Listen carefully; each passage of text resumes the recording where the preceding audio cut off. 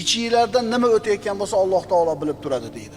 Mana shu ichingizdan o'tayotgan narsani ham Alloh bilib turadi degan shuur tursa, sizda muroqaba hissi bo'lsa, siz saodat topishga ilojingiz yo'q. Allohni har bitta narsani bilib turishini bilishing lozim bo'ladi, vojib bo'ladi. Agar shuni bilsang, Allohga osiy bo'lishdan ehtiyot bo'lasan. Alloh bilan bo'ladigan muomalamizdagi muvaffaqiyatni, yutuqni siri ayni mana shunda. Qaytaraman, Alloh bilan qilayotgan muomalamizda yutuqqa, muvaffaqiyatga erishishni xohlaydigan bo'lsak, uni siri shunda.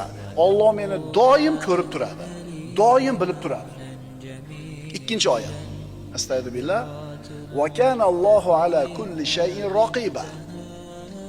Alloh barcha narsa ustida kuzatib turguvchi bo'lgan zotdir. Hamma narsani Alloh taolo kuzatib turadi.